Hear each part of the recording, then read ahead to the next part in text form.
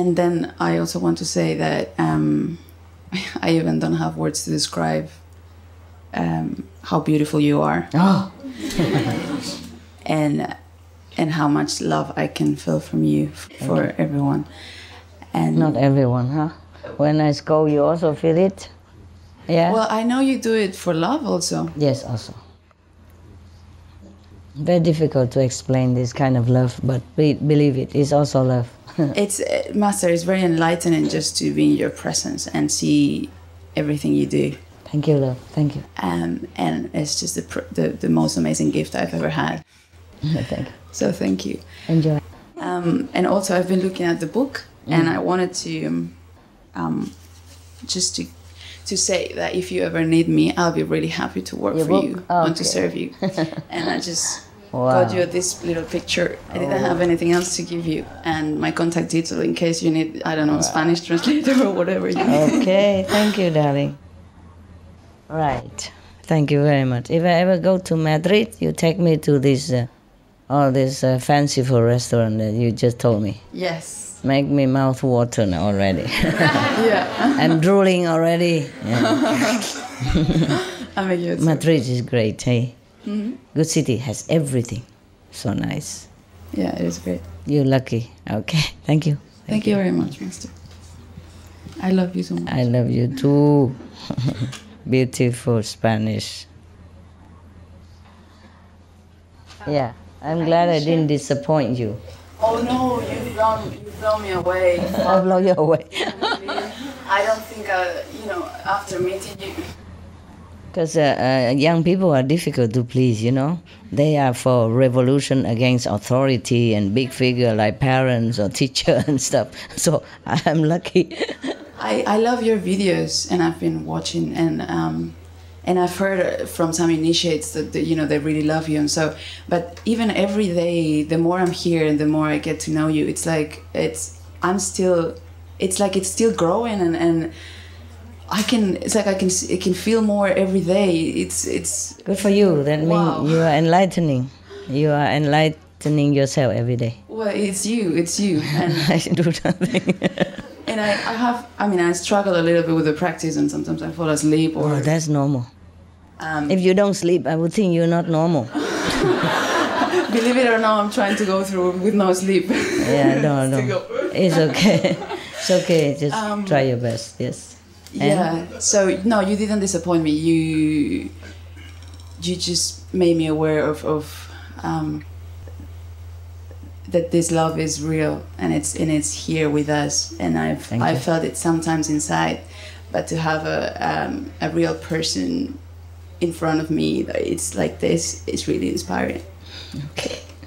So good. You. I don't even think I need to find a man anymore ever. Oh my God. That's good news for you. Yes, I mean, if I find someone that we get on well, naturally, yes, great. If it's naturally, okay. But to see that love is like, well, that's what I want to bring to the world as well, to my world and to everyone else around me.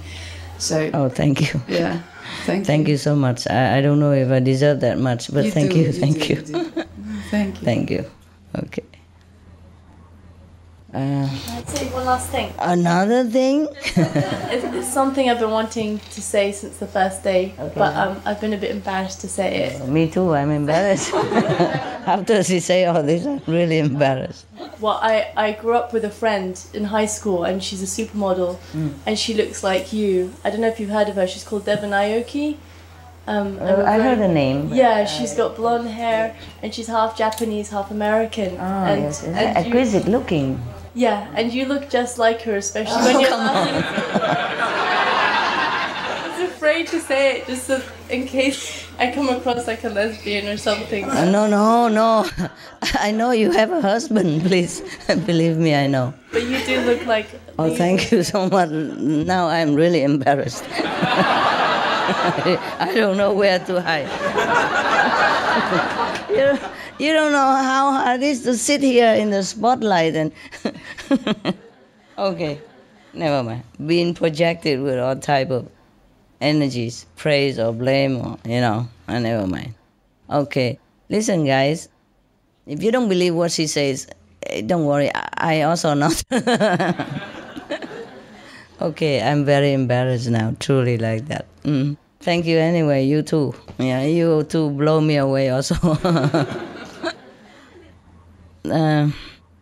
Maybe you just love me so much, and yes, if you love someone so much, I mean, the high level of love, she can do no wrong. You know, it's like that. And remember the story I told you about a Chinese master. He was lame even, nah? And he doesn't look handsome or anything. But so many women want to come and become his concubines. And so many men went there and do service to him, you know, for him. I say voluntarily, yes. So one of the Confucius students asked Confucius, well, what kind of man is he? He looked terrible and he's lame. He can't even walk straight and he don't look. And he's old already. And how come so many women flock to him and want to be his concubine? You know, second wife stuff, mistress. And all the men flock to him and want to offer to be his servant, whatever. You know, voluntarily. So Confucius said, he's enlightened. He's an enlightened master, yes. Something like that. So, hurry up, be enlightened, don't look for a boyfriend, they will look for you. At that time, maybe you have difficult fighting them off, huh? Sonia, be careful.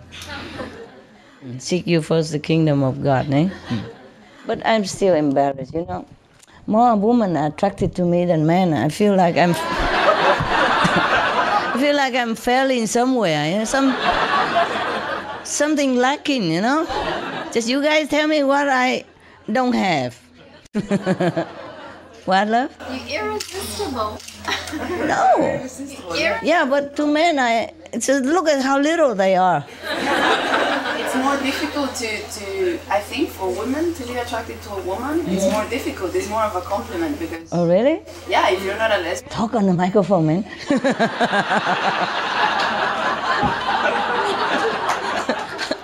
I want everybody to hear what you say. I am embarrassed, but I like it. I said, for me, it's even a bigger compliment for a woman to say that to another woman when they're heterosexual, because it's just feel surprised also. We don't really feel attracted to this to women, you know. Understand? Yes. So for us to really see this in you, it's true, eh? It's true, eh, guys? And I'm sure more people see it. They maybe don't dare to say it. They don't dare? Why? I don't know. Maybe they're embarrassed. Okay, maybe. I don't know. Okay. So now, guys, you tell me, what's wrong with you guys? Is you come so little? Look at all the women, okay? And you, not even 1/3. Are they 1/3? Yeah. Not even half of it. Shame on you guys. They're shy? They're shy at home, but they don't have to shy to buy a ticket. Master, here's the truth. I'm speaking for myself. I always find you very attractive, but I want to make sure I say it appropriately. Yeah, I understand. You better do. So, Master, you're very beautiful. Thank you. Well, I'm okay. I mean, it's just joking. Okay. Men are generally more shy than women, and they are not expressive like women. Yes. Really? Yeah, fine. They don't have to express anything. But why didn't they come here? They can just come and sit like everybody else. We don't ask them come here expressing anything. What I mean is, how come men numbers are so small everywhere, even in Taiwan also? Most of the people who came to me are women. Somehow, but it's true. Like I'm not also attracted to a woman that easily. I mean, in whatever level, you know. I don't just mean like physical, but yes, How come, huh? Yeah, it's interesting. You put it that way. Interesting. Yeah. Maybe your wife or girlfriend control you, huh? Huh? Yes. Yes? I think they're more smart. The women are smarter? Yeah, they know what's good more easily. And go get it, huh? Yes. Sorry, guys.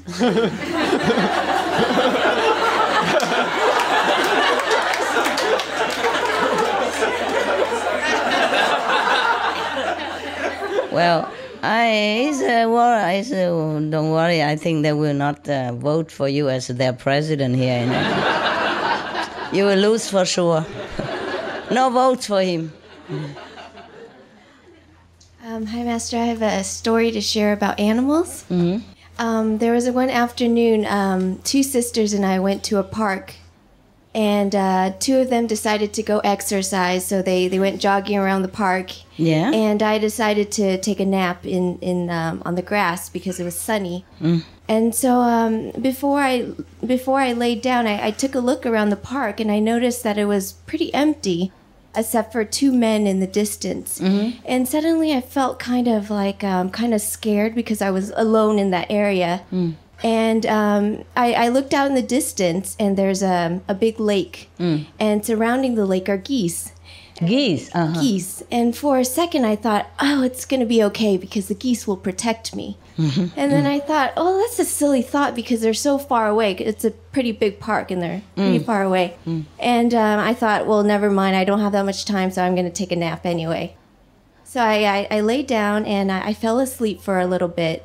And as the clouds passed over the sun and it got a little colder, I woke up and I opened my eyes, and surrounding me were a flock of maybe 24 geese. Oh. And it was amazing, Master, because I didn't hear them come at all. Yes. And they were just so silent. And because you were asleep, they didn't want to wake you up. Yeah, and some were eating, and some were just standing around. And I noticed that two of them were looking at me, and I felt like they were taking turns to watch over me. Hmm. And I looked at them, and I sent them my love, and I said thank you. Hmm. And after that, they went about their own business and started eating grass too. Mm-hmm. But I just sat there, and I just felt so protected in their love. And by then, it was about maybe 20 or 30 minutes, and the two sisters came back, and they're like, wow, Linda, you found so many new friends. And just wanted to share that. Yeah, yes. I have told you, if you even think of them or need them help, they will send love your way or blessing your way even. And now they even come present in their own physical presence because you trusted in them and they know it. You see?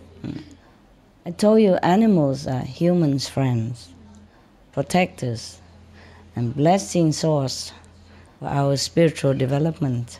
Yes? Even though our lives are more precious than them. But we lost many of the ability to connect with other beings, and that's a pity. Humans lost, but animals never lose it.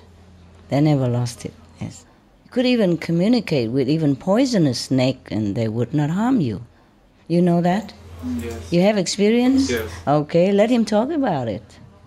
Prove me right.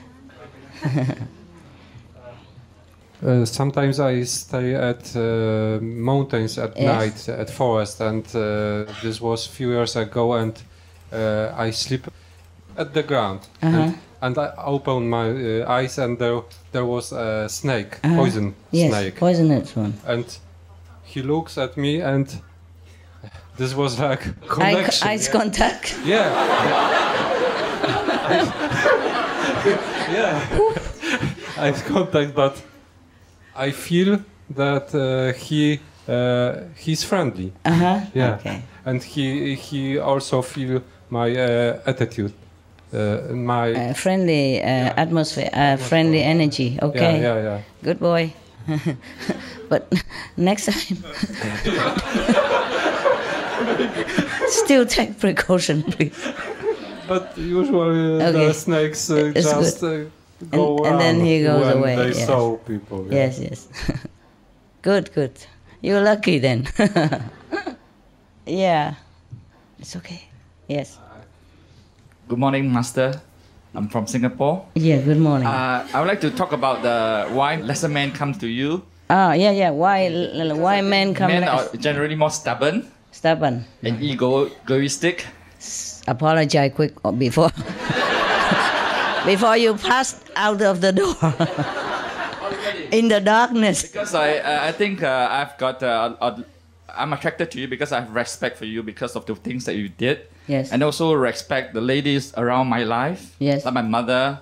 And of course the sister initiates that is working very hard in the central kitchen, which I actually helped to organize in Singapore. Okay. And I think in Loving Heart, I would say a lot of the ladies, sisters, actually work very hard. Yes. Compared to the men. The male initiates. Cha. In fact, I felt so embarrassed because like in the catering business, we have to carry a lot of heavy things. And it's actually the sisters who did volunteer to come in and help, in managing a catering that serves 900 people.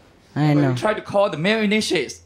They say, don't call me, I need to go and meditate. I don't want to, don't want to get me involved in all this work. Oh, and we have got what a Buddha. And I think I've got some sisters here tonight from Loving Heart Singapore. And I must really thank them for actually helping make this movement easier for Singapore. For the men. Yeah. Yeah, I know that. Mostly women are more dedicated, I have to say. Maybe we were trained that way since we were kids already, This society is still macho society, Women do things at home, men go out earn money, things like that. So mother always teach the daughter how to clean up the house because her mother taught her how to clean up the house or do the things, yes? I think mothers, all of you should change your attitude. Yeah. Train the boy also to do things in the house. Yes. In the ashram, Sihu, I make boys and girls same thing. So girls mix cement and drive big truck, and boy also cook in the kitchen. Take turn, Nowadays they have developed new systems since I haven't been there a long time. They become different. They don't even bother to cook. Everyone cook what they like and eat what they like. Or eat raw, fruity tutti, or whatever. Or attempting breatharian. I don't know why men are less willing to help than women, eh? Or is it true or men are more willing to help? It depends on whom he helps, right? If it's a pretty woman, he's 100% willing. But I'm so pretty, why are you not coming more? If you say I'm so pretty. That doesn't make sense. Sometimes they're scared when women are beautiful, they're actually scared. So they're scared of me? It could be. When they're powerful and very... Yeah, I understand. It's true. Running off and it's like... It's true. You're too strong or something, yes. Yeah, okay. That's what she said. Maybe you guys are scared of me. Be warned. I'm more scary than I look. I will push you up all the time until you get there. And man doesn't like to be pushed, right? Yeah, okay, then don't just stay at low level. The precept? Yeah. Tell me what. It could be also the precepts. I've given your book to a couple of friends and they usually like it. Yeah. So I don't know, some of them really, some don't. Yeah. But they like it and I remember a couple of them, they're confronted with the precepts. They can't keep it, huh? Yeah. Or... Because lazy work, lazy, don't want to work. Don't want to work even for heaven. They don't know, I think they don't know what they're missing. Of course not. And that they won't even miss it, yes, once they it's keep true, the it's precepts. True. Are mostly preoccupied with girlfriends or wives, yeah. And they feel satisfied with that. They don't look any further. In the beginning of our creation, women were in charge. We we rule the world. And men are only for physical work or, other stuff.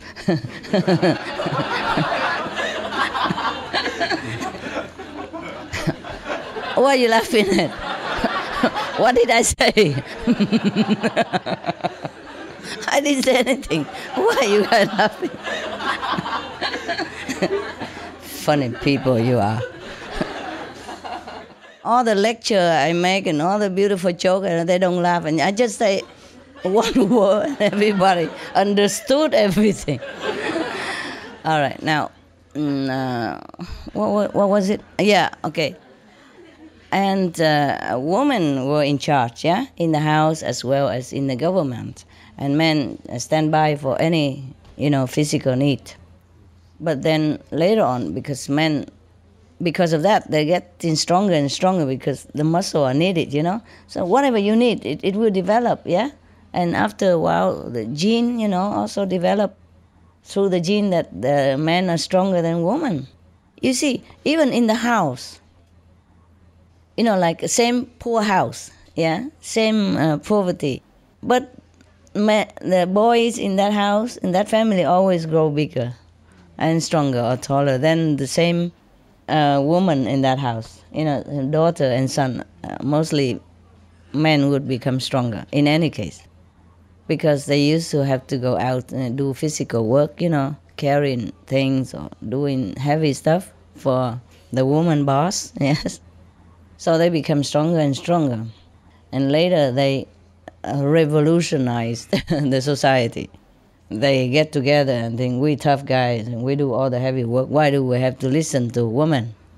So from then, they form their own macho society. And they don't worship goddess anymore. They invent a god instead. Yes. So God become a father. That's why we continue to have the father god, but not the mother goddess. See what I mean? Isn't that funny? How do we know God is a father? If we never met him, for example. And how can a father make any children with mostly it's we women who make children, right? I'm telling you, this is so ridiculous anyway. So, and then since then, because they're stronger also, they have brute force, so women slowly become subdued. And women couldn't care less anyway, whoever rule doesn't matter, as long as we're peaceful and we do our stuff, yeah? We don't have to go against the man, but we can do our stuff behind or zigzag, and then he always under the thumb anyway. You see, that's why they don't come a lot. Because women control money and everything at home. These are the tough guys who can make it here. Congratulations. You're tough.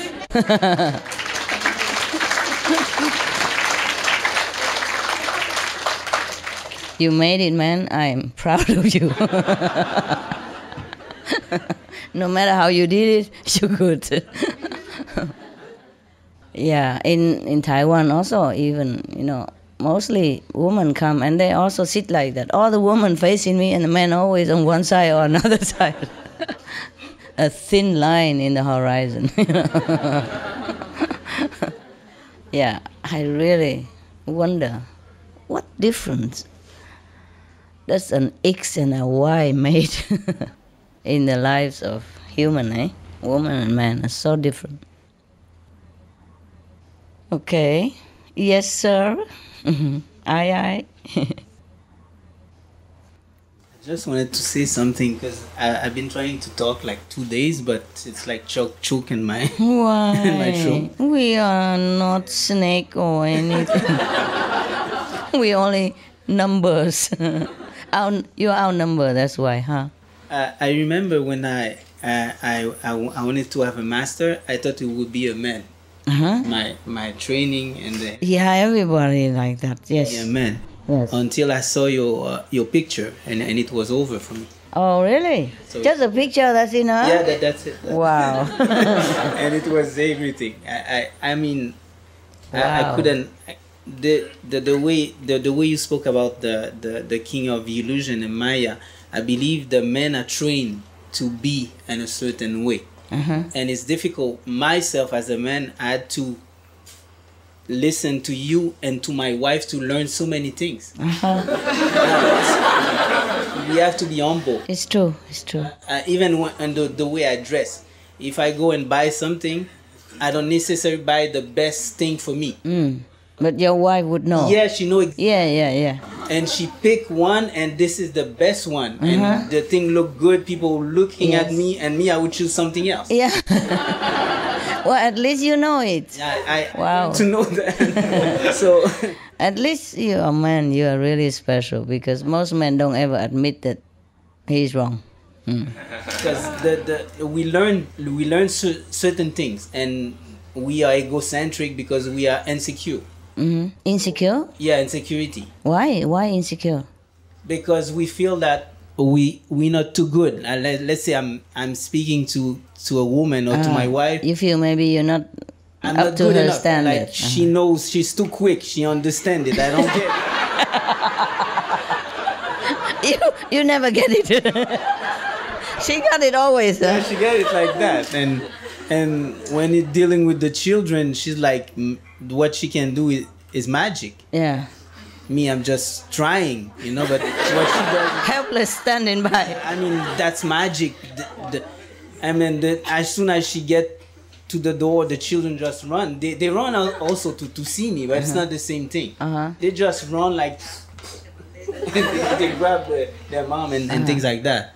So there's a great power when it comes to a woman, but I know that, I remember my mom. I always been with my mom, and the nourishment, all those things. It's stuff that we cannot forget, And when I saw your face, when I saw you in the pictures, and the first time I saw you, it was an initiation, and I remember you were scolding somebody. Yeah, typical. And it was scolding, but it was so beautiful. Oh, really? How did I do that? Can you tell me I did it again? Because we could see all the love. It's like at that time, it was clear that this person was the only person existing at that moment. Yeah, that I understand. You care so much that you don't want him to continue in the direction that is going. Okay. So you don't care to take him at that moment. So, I mean, I don't want to fight women because there's no way I can win on this. Please don't start even. I don't.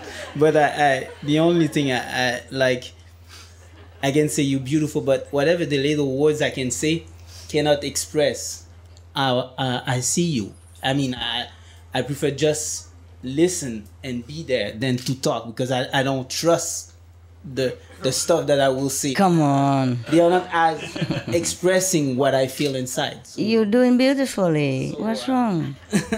Yeah, but I believe that men really, from the lower age, they need to be taught.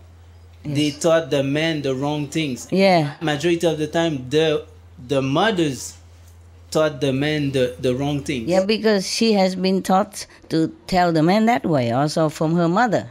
I told you, macho society has begun since men revolutionized against women. Before we were boss. We still are, it's just in the shadow. Now we say yes, but we do no, okay. Because we don't want to fight with macho, with the muscle, that's all. Okay, you express beautifully. You could even write a book. So I don't know what's wrong with you. Yes. All right. Yes, I think all mothers should change their strategy. Teach your son to recognize the feminine nature within him as well, so he can express naturally what he feels. He can cry when he wants to. And he can learn to do beautiful, small little things that his feminine side want to do. Because sometimes a man want to do something look like a girl, and mother say, "What? Boy, don't do that kind of thing." You know what I mean? And then always teach meticulously everything about the house, a little thing for the woman. So she's been trained to see things that men don't see. And then other women married that man and blame him for not knowing this, not knowing that, and ignorant, insensitive, inexpressive, unloving, unkind. It's not true. Man is the most sensitive creature I know. Women are not that sensitive. You just know how. You just know how to express. Like you've been trained, that's all. But men are deeply inside, genuinely, very sensitive, very caring, very loving. They're just not allowed to develop that side and to even express it. And they're always told off, men don't cry. What kind of sissy are you? You know, things like that. And if he sulk a little bit or feel sad, look sad a little bit, everybody tease him already, you know? Like he's a weakling or sissy-sassy person. And then slowly he learned to toughen up and shut down and harden his face and lock his heart and say nothing. Best is look tough and strong, they're scared. You know what I mean? Then that's harmful for the future of his family. And the woman who's supposed to be his wife feels so disconnected with him, so unloved by him, or maybe so, how to say, uncared for by him, or he's so insensitive, you know? Because he doesn't want to express his feeling. He's scared to. He's been told off thousands of times since he was a boy, ever since he remember, just to be a tough guy, you know, to show expressionless faces better, and don't ever shed tears, even if he wants to. Why not? I mean, apart from the fact that man doesn't have tears gland as goodly installed as woman, but men do cry. Even if he doesn't, he express his sorrow, and that's okay so. Or he express his joy through his tears, it's okay so. So this society, apart from all the Maya trick, is wrong. Man, woman has to start learning different things. Yes. Always asking for woman and man equality. How? You don't train them equally. How you make them equal? Yeah. See what I mean? And therefore, unhappy society. Because unhappy family breed unhappy society. Man and woman in the family don't really connect. Except when they do the stuff, you know, otherwise. Yeah, and then the woman and men feel like they're not really in love, or they're not really sharing, you know, enough. You see what I mean? And both feel sometimes very empty, unfulfilled. Maybe they have sex, but they don't make love. Understand me? Now I can say these words so comfortably. I'm so proud of myself. After all these years, I still feel a little connect in there, but I can say it, you know. Look like confidently, you know. Before I can't. Because I'm also trained not to talk about these things by my parents. I was trained that boys and girls stuff are bad and sinful. But everybody's doing it all the time. I don't know why you tell the children sinful. You could tell them that, okay, these things are not very productive right now for you at your age. You know, first you learn many more things first, and then maybe family later on, you know, because if you have connection with each other physically, then maybe accidentally or undesirably you have children. Then you have to start a family already.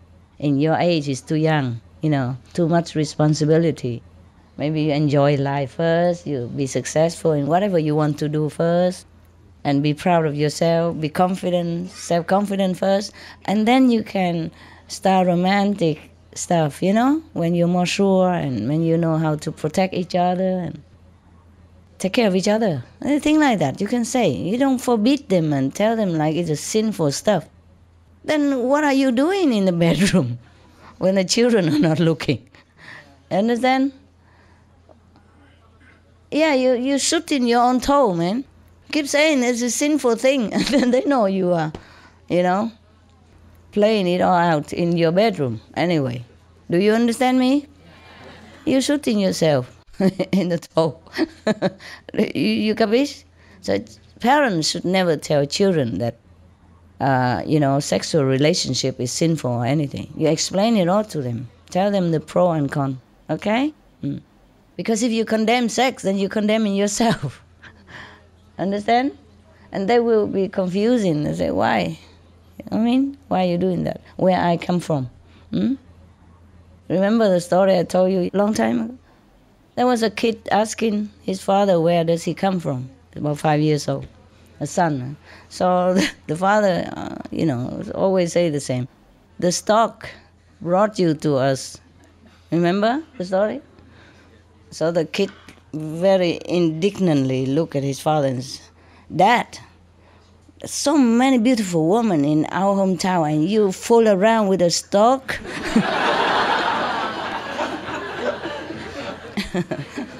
Yeah, be careful what you say to children. What you don't know, you just ask them, it's better. Okay, any moment want to express your feeling and why you are what you are and stuff? Here, over there. Mongolia, you have important things to say, I know. Just let them express. And we come to you, whole Mongolia section, okay? Like yesterday, just for Mongolia. I love you guys, you know that. Yes. Master, I don't know if you ever say that. I find it true that it's hard to be a man. It is. Yes, because we were taught to be strong and to be tough. And so one thing that has been pointed out about me, that a lot of people know me, they say, you need to learn to express your feelings and really say what's in your heart. That's right. And I think it's common for a lot of men that we find it hard to express ourselves. Just like, earlier I said, every time I come here or whenever I see you, I cannot take my eyes off you, but I cannot say it.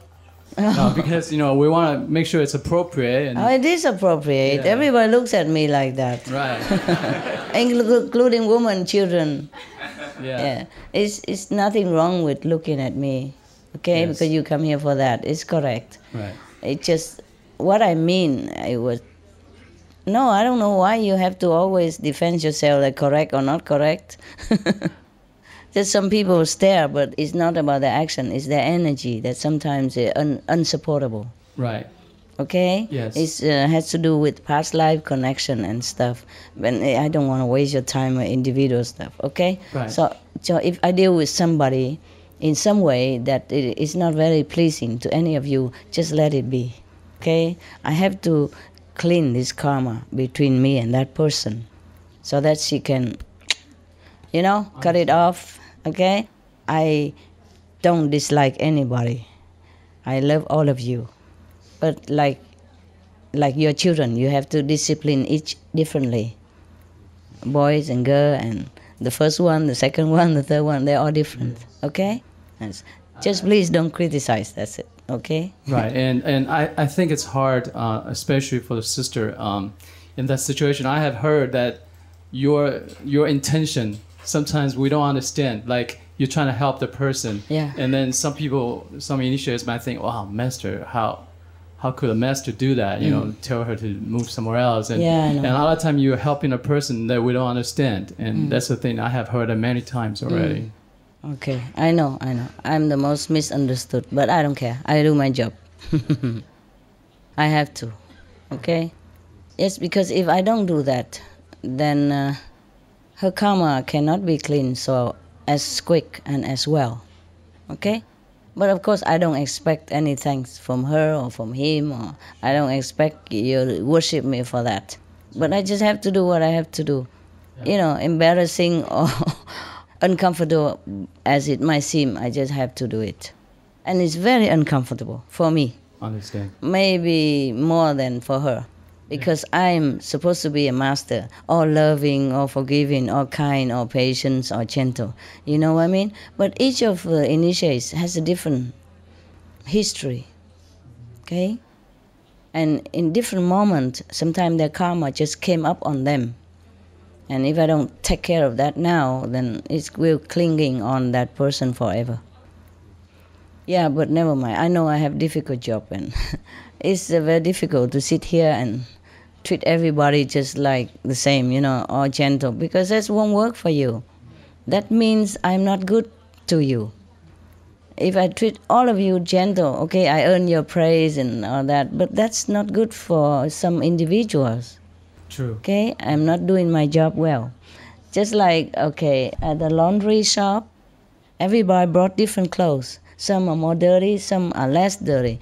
But if the laundry person treat all the clothes the same, then the dirtiest clothes will not get as clean as the lightly dirty clothes. Then she is not doing her job well as a laundry personnel. Okay, I'm very sorry. My job very complicated, and I'm very uncomfortable many times. But I just have to do what I have to do. Understand, yeah. And sometimes, I don't know if anyone said that, but like yesterday I shared a little bit. Yeah? Yesterday. Tell me. Last night you stayed such a long time with us, and I said that you showed such a wonderful example to us how we should be loving to others, especially when sister was sharing their personal life matters for us. Sometimes we think, oh, come on, you know, such a little thing, please don't bother master about this. But you stayed there, and then you showed your love, and you stayed with us for such a long time, and that's why we're so fortunate we have a master like you, and you don't have to try, you just showing that. Yeah, just like I don't have to try, I just code. I do things accordingly, okay? For whatever that person need, I do it. Be it comfort, hugging, or be it just remonstration or otherwise, okay? I'm here, sit here or anywhere in a multitude. There cannot be two persons alike. So I cannot treat all of you alike, even I like to, okay? Levels different, karma's different. And sometimes at home doing different things. That is not to your knowledge even. Whoever did something at home or in her heart what she thinks about me or about others, you don't know. You see? So I do what I have to do, even uncomfortable. Just imagine. I am more or less like a poet type, you know, an artist type. And artists and poet people, they're more gentle in their heart, you know. They mostly don't know what to do anything else in the world. And they're very docile normally and gentle. So for me, in this type of quality, have to act opposite. Can you imagine? Very difficult for me. Very uncomfortable. But I have to do what I have to do. Sometimes kindness doesn't always mean, okay, hug, hug, love, love, kiss, kiss. No, you don't do all that to all of your children. Some you discipline him, and some you give more love. Not because you bias, but that's the way it is. Yeah? Okay, in the school it's the same. Teacher don't treat all students the same. Yeah? Sometimes they make them grounded or stay behind the class to write something, because they misbehave. But this is worldly speaking, obvious behavior that you can tell. But the inside a person, only that person know, and the master power know, heaven knows. And if you really come to me as a so-called disciple and want to better your lot spiritually, want to improve yourself in a spiritual level, then I have to do what you expect of me. Bringing you up, no matter what way, okay? I can't bring all of you up the same way, because all of you are not the same. Level not the same, mentality not the same, karma not the same. You understand now? Because if I'm really angry, bad mood or anything, I cannot just turn around and smiling at you and acting like nothing has happened.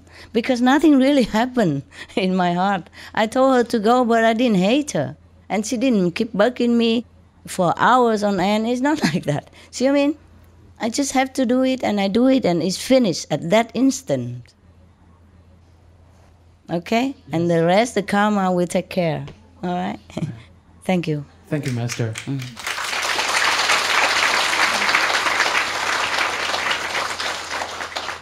So, Master, before I came here for the retreat, actually you came to my dream before my trip, and you said, are you still in it? If you are in it, I'll let you sing the song. So can I sing a song for you? Okay. Okay, sing a song. You are so beautiful to me. You are so beautiful to me. Can't you see? You're everything that I hope for. You everything to me. You are so beautiful to me. Thank you, Master. Oh, thank you. Thank you. Who was laughing? I want to know. Raise hand. No, Master, we said, oh, that is, that's a song that we knew. That's so? Nice. Yeah, it's a song that we know, Master. And why are you laughing then? But he could misunderstood you, thinking that he didn't sing well or something. This is a problem with a woman. The man was trying hard to express himself, you know, this is rare and difficult for him already, and just laugh at the wrong time. It's not a joke, was it? He was singing emotionally. Why it wasn't a funny thing? Why anyone could laugh, I don't know. You should have closed your eyes and enjoyed his heartfelt offer. Understand? Even if he sing lousily or not, it's his heart, okay? You laugh wrong way, wrong time. Yeah, you understand? Even, this is really lousy. Especially for women, you should always encourage the man to be more free. See, free and expressing freely himself. Because he has been restricted all his life. And now that he has a chance and he wants to express, we should really respect it, hey? Okay? I don't mean just him here, but everywhere else in the world, okay? And that's why men don't talk anymore. Because they're already born clumsy. They're men. They're different from women. They don't move gracefully the way you do. And if they do it, people will also laugh at him and say he's gay or something. You understand? Yes. So they're already more clumsy than girls. And mostly they do things when they were young. People already laugh at him. Or when he says something, sometimes he's so, so intimidated by a woman or by parents or teacher woman. He's already on edge. You understand? So if he tries to express something, encourage him, okay? Yes. And if you want to laugh later in your bathroom alone. Huh? Just like lousy friend, you know, when he tells a joke, even though you heard it already before, I know that joke. You see what I mean? It's just ruin his mood.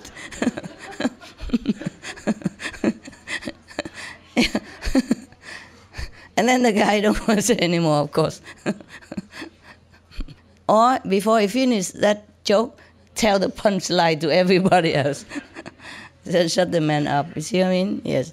We have to be more compassionate at women. We have to show more like motherly nature, okay? I know men are lousy, but we need them. No? You don't need men? Tell me who don't need men. I know you do, so other women tell me. Yes, okay. It's very difficult to retrain a man, though. Yes, difficult. They've been so conditioned since he was born. I feel sorry for men sometimes. But what can I do? What can I do? Yeah, yes. You want? No, ask one. Okay, love. Thank you for the song. It was really, you had a nice voice, eh? Surprise. I was laughing too because I was off key. Oh, no, I didn't know that. All right, thank you. Your song is, it's not just a song. Your voice very nice. Surprise. Yeah, surprise, eh? You sing with heart also. Yeah, come on. Yeah, Master, what you said is really true because when I was a kid, I do a lot of, I help the family do laundry, I do cooking, I do sewing. But the people around me will say that, oh, this guy is like, woman. Maybe like a woman. So you was also very soft-spoken then. So during my teenagers years, my neighbor will bully me because they say, oh, I'm so soft-spoken. Oh. So to prove that I am not sissy, you toughen up. I toughen up. Yes. I speak loud. I speak very rudely. Yeah. And it carry on into my adult year. Yeah, become habit. And become a bad habit, which I've been trying very hard to clear this rechange. Habit. Yes, rechange. Terrible. Tell you. So this is really very true. Yeah, I know. And I have been want to say thank you to you so much for that you have done for me and for my family. But I just don't have the courage until this moment. Oh. Because for the last few days, I was, in fact, before I came for this special program, I had a vision of you telling me to come because there's going to be a gift for me. So I could not make it because of my work commitment until the last session. I was so worried that I may not be able to see you because early on they say that those people must come before 31st, then you can see Master. Yeah, because it was difficult time for me, yes. And it's because of this vision, I have full faith in you that you will see us. So I told the sisters who have booked the ticket not to change it because Master told me to come. Okay. So that's why I make it here. And I want to express my thanks to you that you have taken care of me so much and my family members. Thank you so much, Master. You're welcome. You're welcome. Oh, did we clap after he sang? Yes. Oh, I forgot because I was so distracted by the unruly, unrightly laugh. I was worried he so embarrassed or he stopped or something and he would never sing again. You got a standing ovation. Okay. Anyone else? Yeah. Here and there, whoever. Sorry, Mongolia. I will stay with you. I will stay with you, okay? Later, yeah? Hi, Master. Hi. Master, I think for most men, to understand love is a very difficult thing. Huh? And especially for myself. Oh. Over all my years, my relationships, I've found it's very difficult to understand what love is. Yeah? And how to love. You mean general love or love, affection, love between men and women? Man and woman. Oh. Yeah. Well, that's more difficult. I also don't understand, honey, so join the club.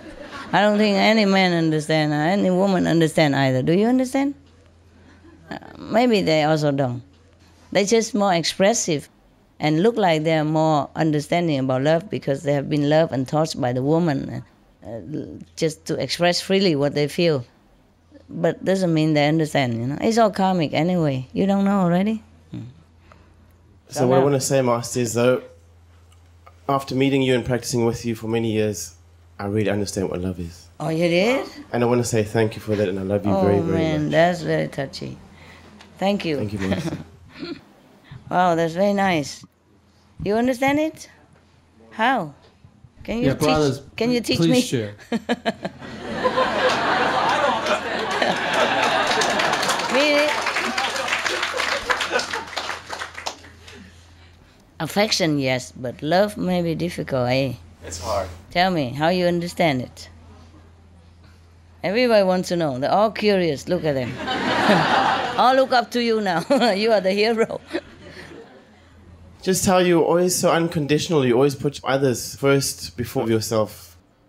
It doesn't matter what situation you were, how healthy or unhealthy you were, or how uncomfortable you were. You always just gave of yourself 1,000%. How you know that? By your action. Yeah, by your actions. Yeah, maybe, but how do you know I'm not well or something? I was with you. Oh, I see. Okay. But did I do something there? Then? Always, Master. Every day really touched my heart. Sometimes you were too sick to even walk. But still, you gave so much love to the people around you. And made sure that they were comfortable, that they were happy, that their problem was always bigger than yours. But actually, I think you were suffering a lot, you know. And you were suffering so much as well, but you just gave of yourself. I didn't. You ignored yourself totally. I didn't remember all that. You mean when I was very sick, huh? You were with me, huh? Yes. But I don't remember what I did. I'll never forget it, Master. Lying there sick and you still give gifts to people and care about their welfare and I see. Even their mundane life, you know. Oh, I see. Yeah, it just happened. Yeah. But it taught me so much about unconditional love, about just giving regardless of what you have. I couldn't do otherwise, even if I want to. Yes, but because of that, sometimes I also expose myself because people become so curious, say, what kind of woman like this and do that. But yeah, you're right. I remember now. One of the sister, you know, the nurse sister, yes. And before my operation, wow, that was terrible. Huh? It was really painful. I was speechless. Even I could not even scream. Wow, that was terrible. And then the nurse, you know, she was angry at me or something, or she had a bad day or something. But she was very touched, and she came around and thanked me afterward. You see, like this, I was in very terrible pain. And one of your brother, thanks to him and bless him, he brought this electromagnetic machine that will have something stuck on your body in the painful area. And when it vibrates, the pain lessens somehow. It doesn't cure you, just lessen, make you more comfortable. I think because the pressure dissipates in the whole body instead of concentrate there. And the blood don't concentrate there anymore. That's why it is. So you are the only guy that I see crying all the time, Chris. Here, you need the whole box. Not that I'm scolding you for crying, it's good. He cries like that. Whenever he talks with me or about me, he always immediately crying. And shameless. He's your example. Cry as much as you want. I don't mind. It just touched me to see a man can cry, you know. Okay, now I was very pained. And one of your doctor brother, you know, from Taiwan, he brought this small machine. That's my brother-in-law. You know? Yes, I know. Who is his name? Brother Chen. Dr. Chen, right? Yes. Yeah. Okay, you know him? Okay. Yeah, he's my brother. Oh, wonderful. Okay. And he was very devoted. He loves me so much. They don't let me walk and they don't let me... I want to sit up, but I dare not even. You know what I mean? Because they locked me in. When I first came, you know, because I couldn't walk, they think something wrong with me. They worry I fall down and hurt myself, so they locked me in a bed, you know, a tall bed. And they told me not to move around. So, but I did not even dare to sit up because I'm worried that means moving. And then because of that, your brother-in-law, you know, the doctor, he brought the machine. Normally he do it in my apartment, but I had so much pain. We had to try it at the hospital. But I didn't know whether we are allowed to do that as well because I was under strict observation as well.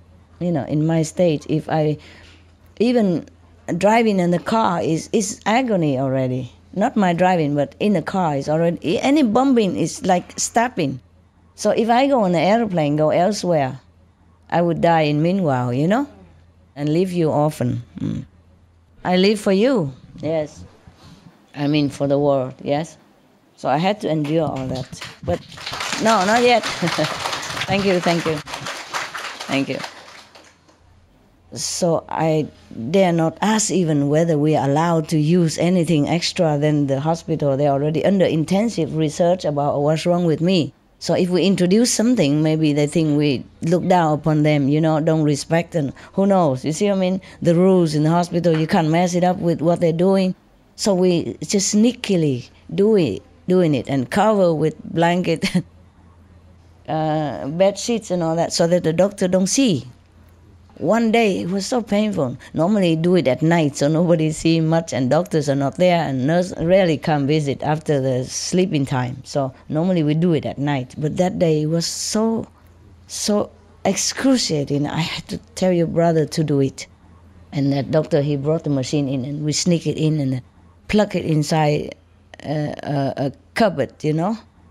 And then, because it's not easy to hide it, there's dozens of lines, you know what I mean, everywhere, because I'm pain everywhere. And there you have point to attach to the body, and then you turn it on the volume. But sometimes he turned too quick. I said, you know, electric shock, yes. And sometimes he didn't mean to, it just sometimes it happened, you know. Some day I'm more sensitive than other days. So, and then he did it just when it's right already, right. Because he has to test it, you know. Sometimes the knot is very sensitive. You just turn a little bit and it go very high. And it shock you because it's electric, understand? So now, when he fed everything right and we cover up already, and the nurse bring in breakfast or lunch or whatever that was, and she was telling me that she wanted to put the tray on top of my bed for me.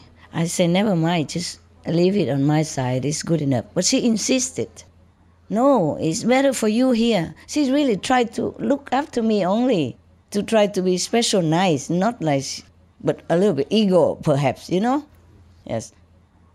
That was because of my problem also. I give them gift for Christmas. That was Christmas time almost, and maybe she wanted to show special, more special treatment for me somehow. That was my problem, my fault. I told you already, my generosity sometimes betray me, okay? I didn't give gift to anything special. I thought they work very hard, the doctor and nurses normally, work enormously hard, day and night, and all kind of sick all the time, all depressing, you know. So I give them gift for Christmas and all that, just to cheer them up, to thank them. It's just from my heart, yeah. Normally it's like that, everywhere it's the same, okay? But I forgot that I'm under a situation. I shouldn't attract more attention to me. But I couldn't help it, I just do it like I breathe, you know. I do it before I even think. Now, when apart from that, I also give gift to patients around me because they're mostly mental. There was one lady, the story is long. Okay, let's go to the nurse first. It's a long story, I could write a book about it. It was very funny and tragic at the same time. If I tell you, you don't believe it.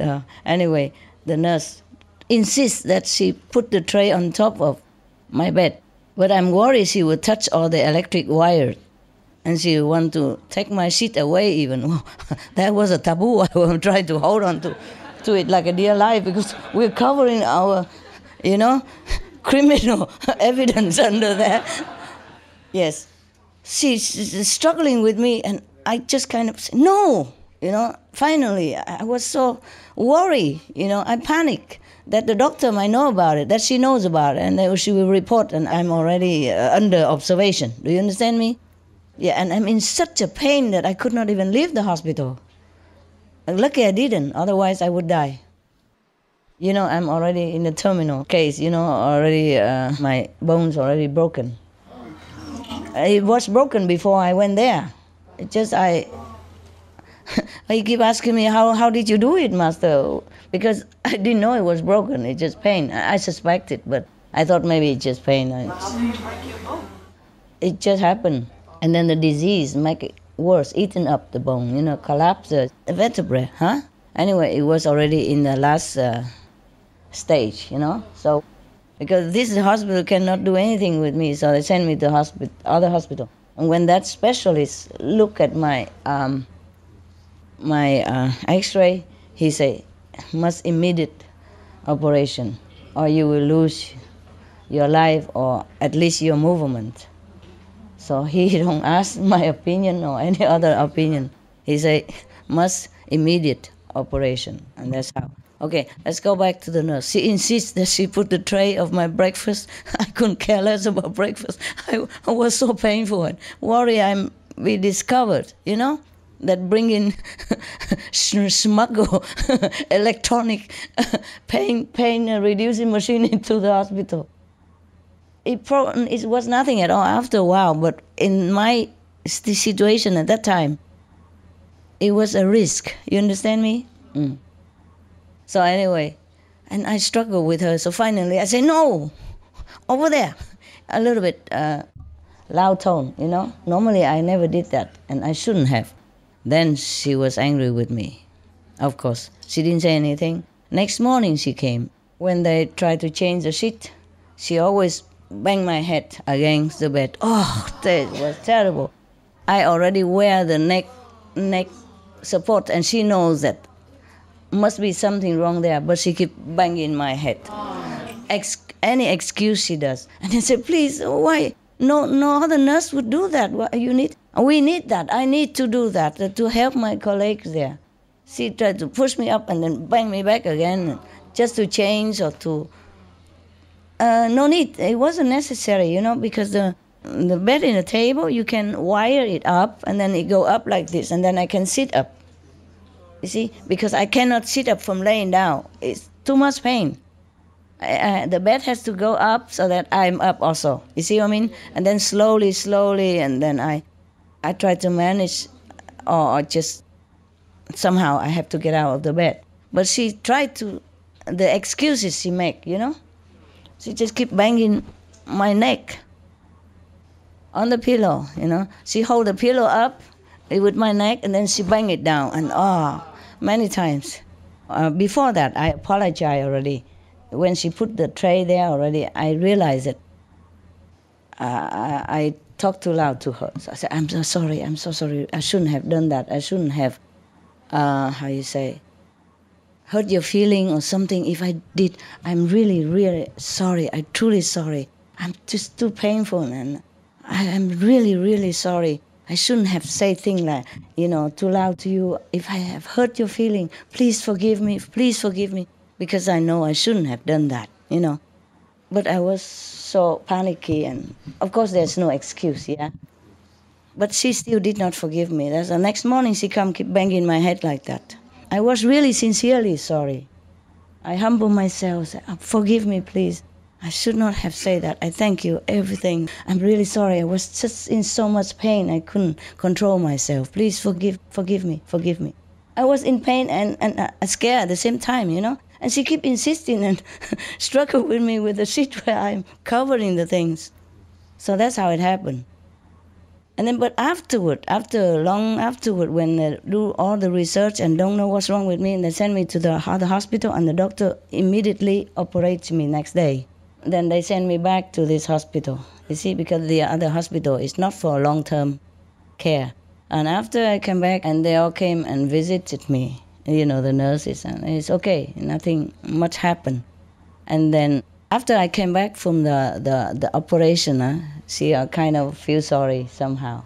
So she went out with her friend, because I still continue to be very nice to them and giving them gift or some snacks every day, you know, during their station work, just to cheer them up, yes.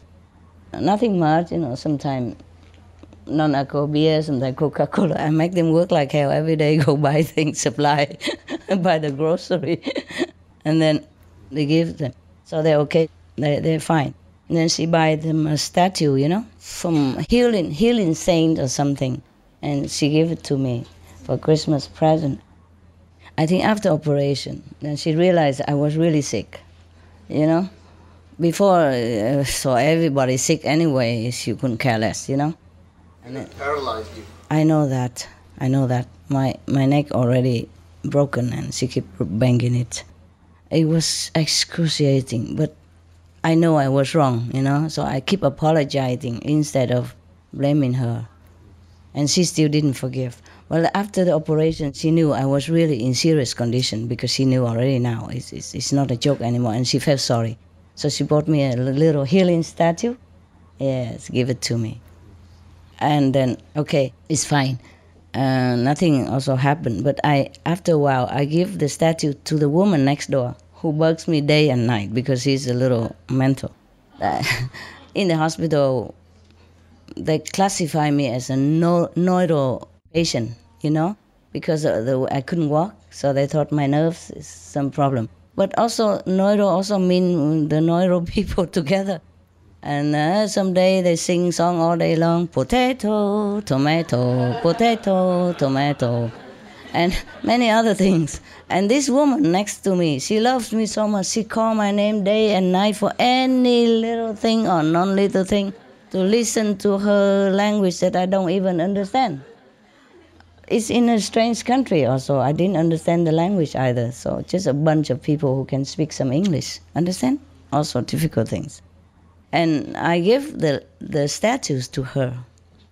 And then the nurse who gave me that statue came and scolded the woman. I don't understand the language, but I know when people scold people. And I woke up and said, no, I gave it to her. She didn't steal it, because the woman is already hated. The patient, she's old and she's crazy, you know. She's already hated by all the nurses in the whole hospital already. So any excuses, they scold her day and night all the time. And I am like her rescue board or something. She always call me, talk to me, and never mind. I say, okay, listen, yeah. You know. And then I have to say, no, she didn't steal it. I gave it to her because you have gave it to me and it helped me somehow. So I think she needs it more. So I gave it to her. And then later on she calmed down and she thinks I'm very nice, you know. Don't keep things for myself, but think of the other old woman, even though she bugs me all the time. She texts my things, she likes everything for me. And I almost have nothing on my body, you know. They even want my bathrobe because it's nice looking. I went out of hospital almost like naked. And they brought me clothes or else, you know. Anyway, they like everything for me, just like you guys. Tissue, master cookies, I don't know, maybe you told them in your heart or something. They like me and they like my things. Even just a little fleece blanket. I want to have it. Okay, I give, of course. Bathrobe, okay, take it. She doesn't just want a new bathrobe. I told him and others to buy a new bathrobe for. I say, it's old. I wear it already and I'm sick and all that. I buy you a new one. Buy a new one. Still hinting, no, your beautiful bathrobe. I really like it. I say, but you have the new one and I need it now. I need it now. But you have your new one, it's better.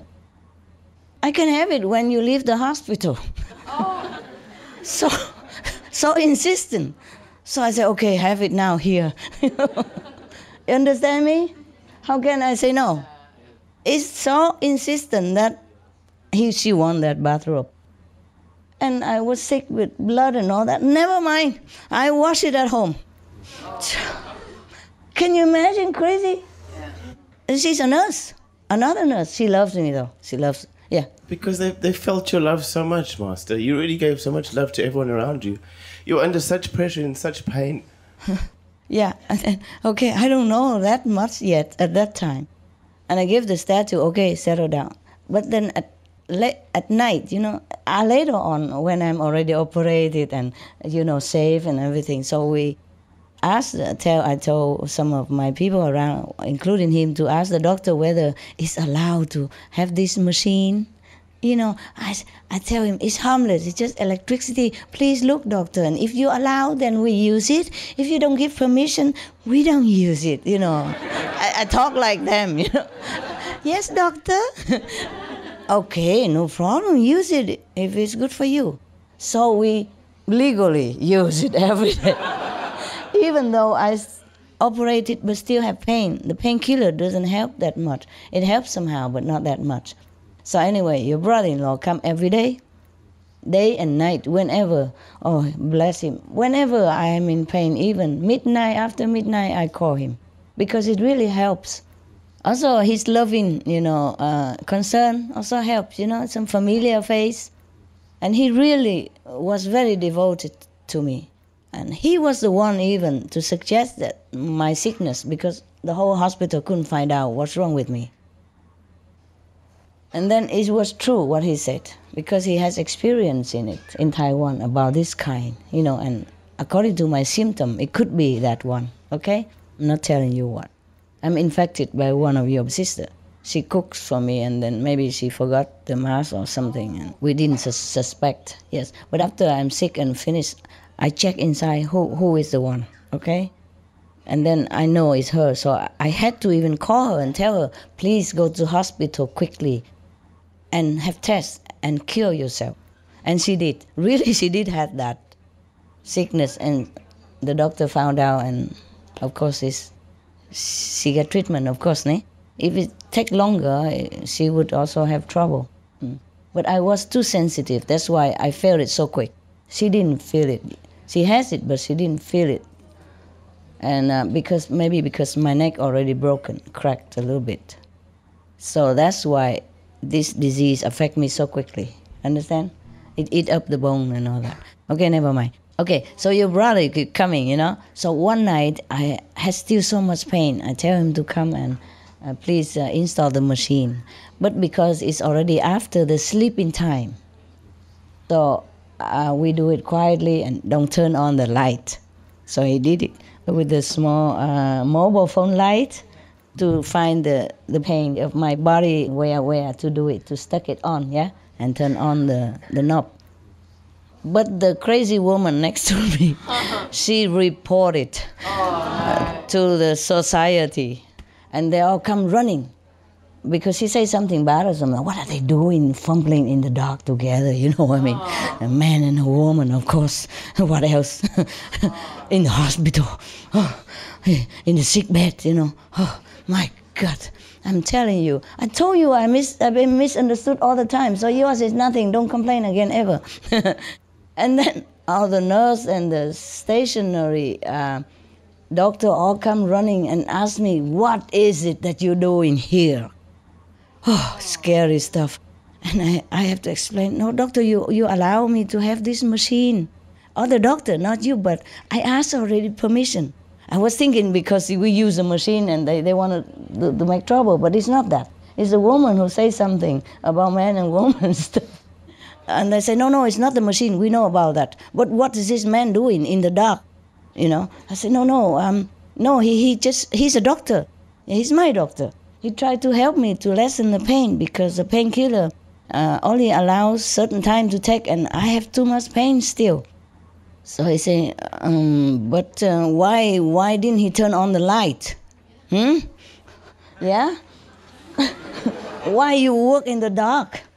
So, I said, no, because we didn't want to disturb the other patients. That's why we didn't turn on the light. I said, oh, okay. You can turn on the light. And then I apologize to all the patients and say, just 10 minutes, okay? Just 10 minutes. We turn on the light, and my pain lessened, and we turn off the light. It's okay? She said, okay. So we officially and in a broad daylight do our stuff. Just because I'm concerned for that, the other people who sleep, you know, because they're already in sickness and I don't want to bother them. So because of that, next morning, the nurse who banged my head came and knelt at my bed. And she said, what you said now? She said exactly what she said, that you are in such a pain and you still consider others. You really teach me a good lesson. Please forgive me. I pray for you and all that stuff. Oh, I was so touched. I said, oh, no, please stand up. Please stand up. It's a normal thing, you know, to have to consider other patients. They're also as sick, you know, as I am. I can't just think of myself as normal. But she was crying and was very, very touching. I think she changed forever. She said, from now, I learned this lesson. I'm going to be very kind to all the patients, and I will not look at them like one of the numbers anymore. And she was so very sincere. And so we both cried together, you know. And the old woman kept looking and want to jump in between. What are you saying? What you doing? Why you crying? She always jump in between. Whenever I talk to anybody or any doctor come to see me or nurse want to ask me anything, she always jump in between and want to talk together. She's a little cuckoo, you know. I didn't know that until later on when I almost go away. And I had to give her something also. I forgot what it is. Something that she liked. Maybe another bathrobe or blanket. I forgot. He got everything they take. Yes, even my tissue she want to use. Yeah. And she told the nurse she has a lot. Take some and use it on me. Wipe her bum. So this is so funny. She called me day and night. Sometimes I cannot even bear it. I say, please, I'm also sick, okay? She tell me to go and bring the coffee to her, take the water for her, or wash that cup and bring it back there. Not there, here. No, okay, here better. And all day, all night, I'm her servant. And I did all that just for peace and quiet's sake. And I also feel very sorry for her because she's very old already. And they like lock her in the bed just like I was before, and they not allow her to do anything at all. And of course she's frustrated. She couldn't even go to the toilet. So after a while, I saw that she could, try. So I tell her son. Her son was a doctor at some other places and came visit her, often. I say, listen, doctor, you know well, huh? If the muscle is not used, it's maybe going to be lost. Your mother, there's so many people come to see her and they just talk to her and smoke over her. Why don't you tell them to just support her on both sides and let her walk a little bit instead of imprison her like this all day, all night? How can anyone bear it? And she always tell me I have to move the pillow for her here, move the pillow her there, and cover herself with this blanket or with my bathrobe for her because she likes it that way. All day, all night, And whenever she wakes up, she just make me work. But I did not blame her because I know she's so frustrated, because I know I was in prison just a few days only until they know what's wrong. And I feel so bad already. How can she bear it like this? Many weeks already. So I told her son, you have to take her out, supporting her, let her walk a little bit. So work out her energy and also train her muscle. Because maybe she can walk. And then she can. They thought she couldn't walk, but she walked. Every day, everybody come. I remind them, I'm walking, so they don't talk also, because they keep talking all day, bugging me also next to my bed. So I make them work for the woman, good for both of them, good for me. Yeah, and then she's happier and happier and happier. And then I say, okay, you give her also a wheelchair.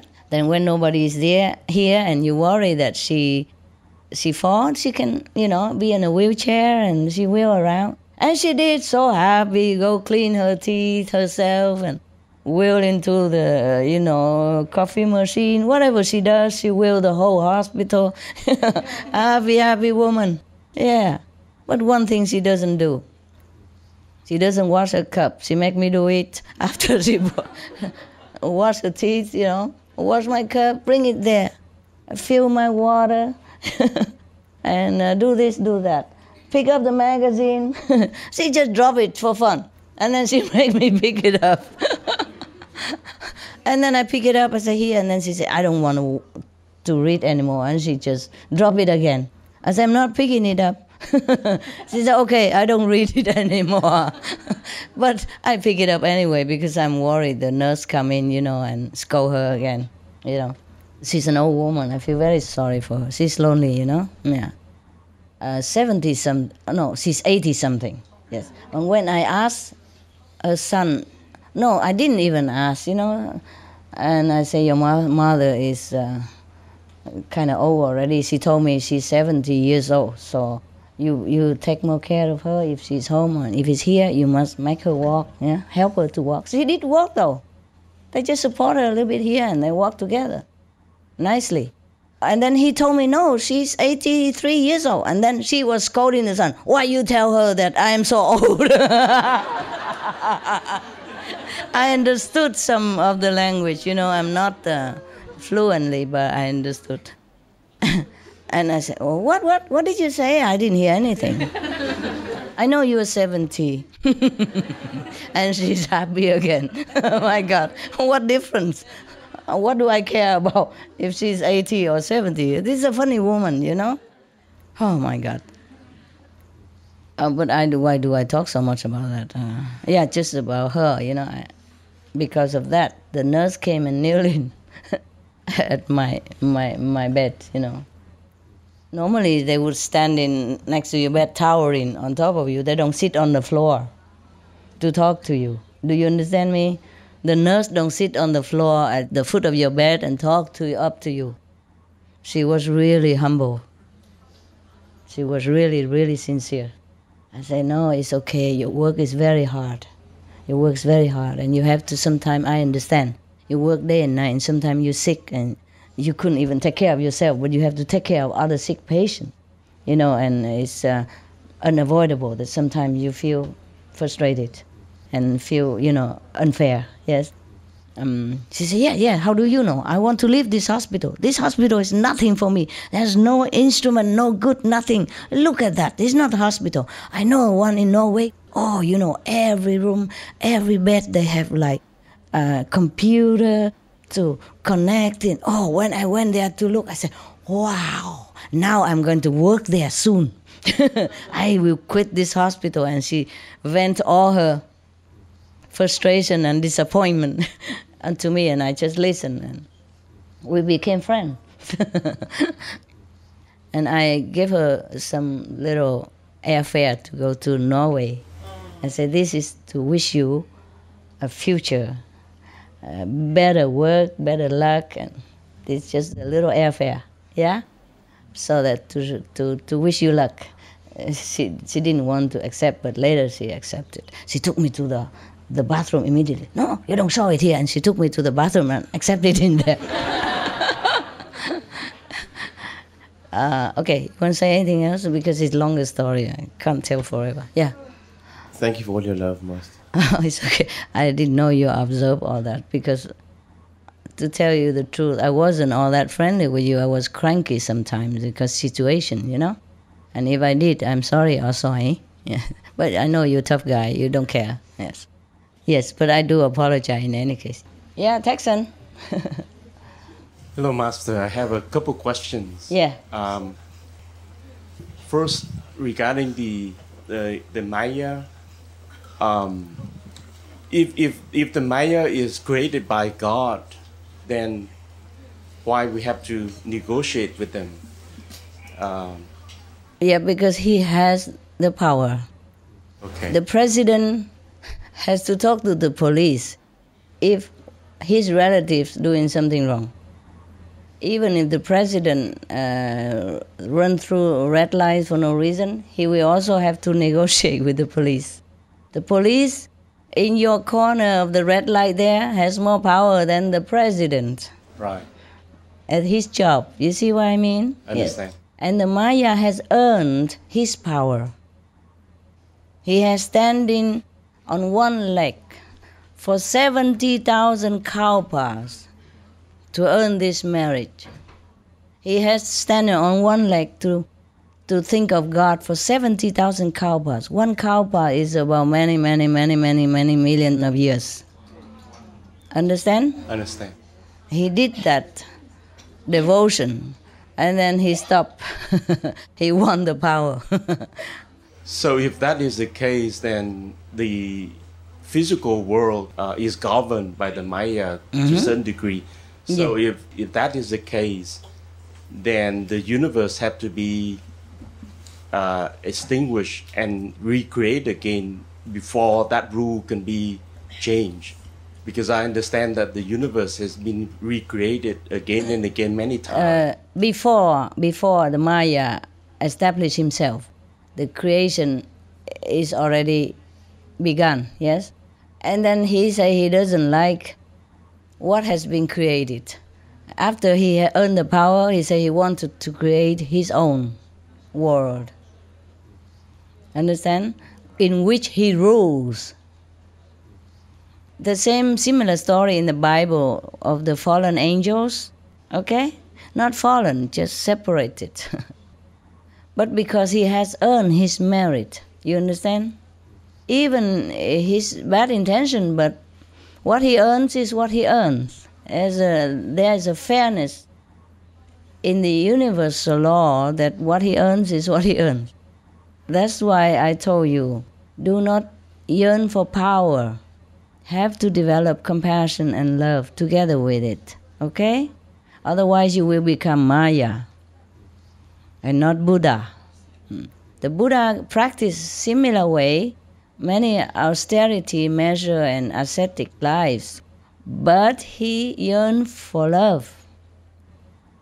And he practiced love all the time during his practice, as whenever he can, whenever he already have knowledge more than when he wasn't enlightened.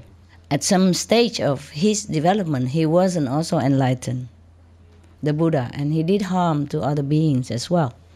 But more and more he developed, he yearned to develop in love and compassion. So that's what he got, you see? Depends on what you wish, yes? That's why we study the same magic, but there's white magic and black magic.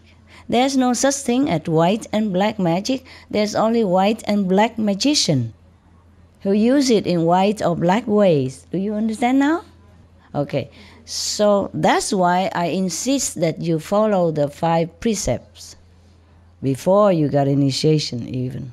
Huh? And you have to vow to be vegetarian. At least you don't harm others. Do you understand now? Understand. Otherwise, you can use the power for bad purposes if your heart is not clean and pure. And that's why I have to clean your karma sometimes, some of you, okay? And please don't be angry. Forgive me, huh? Sister, brother, whoever. And if you don't forgive me, okay, what can I do? I love you. Any more questions, love? Yes, my second question is my elder brother who has been diagnosed with prostate cancer. And he has about 3 to 5 years to live. And since the time I've been, initiated over 20 years, I've been introduced you to my parents, my sisters. They all initiated. But the brother not. But my brother, I think he understands. He intellectually, yes. Intellectually, but is it too late for me to introduce him again to be vegetarian? No, it's never too late. Never too late.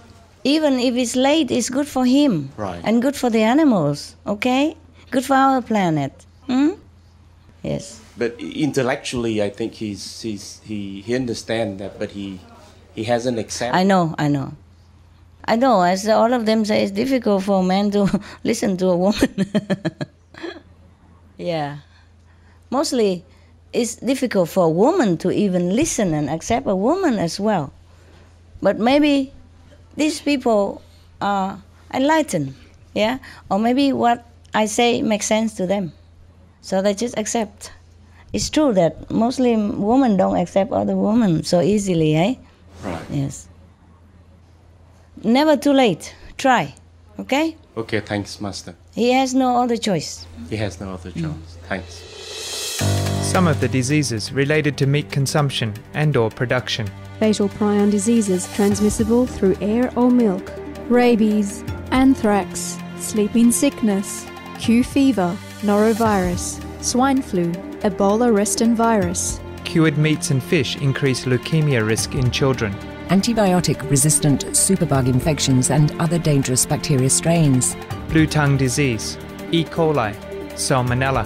Bird flu, mad cow disease or Creutzfeldt-Jakob disease, 90% of the population at risk. Pig's disease or PMWS, Listeriosis, shellfish poisoning, preeclampsia, Campylobacter, Clostridium difficile. Diseases hidden in healthy appearing livestock. Food poisoning, heart attack, kidney failure from toxic additives like melamine and clenbuterol. Some of the costs of meat eating. Infertility. Eating just 1 serving of meat per day increases the risk of women's infertility by 32%, with additional meat consumption increasing the risk. Heart disease. Over 17 million lives lost globally each year. Cost of cardiovascular disease is at least $1 trillion a year. Cancer. Increased childhood cancers and adult reproductive cancers from hormones in meat. Colon rectal cancer.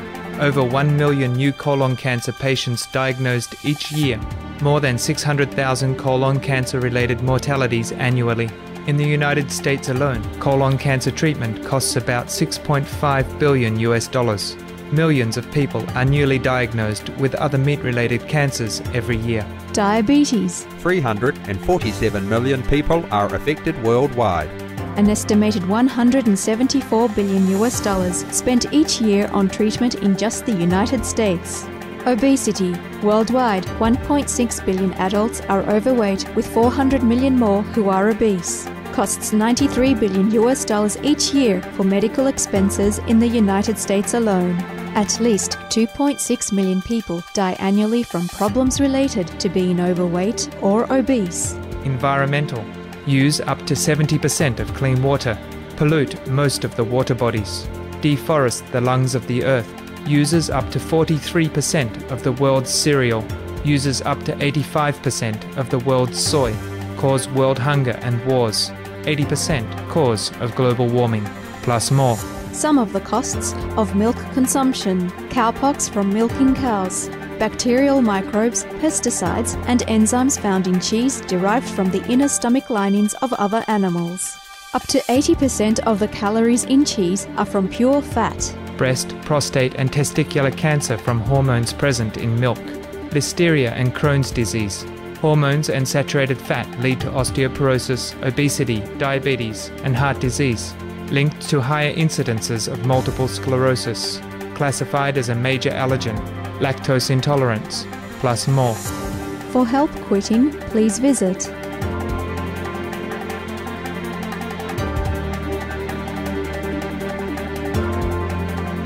For more urgent information, please visit www.suprememastertv.com/killers. Master, is it compatible to get to the 5th level and have a couple and a family and all that? Yeah, it's possible. Everything possible. Why not? Great. Yeah. We can have it all. Yes. It's just sometimes slower, okay? Okay. Yes. Maybe not. Yes. It depends on your heart and your diligence. I never said you have to leave all your families. Just be moderate, in everything. You can, of course. They all have families. I mean, most of them have family and children. And starting new even.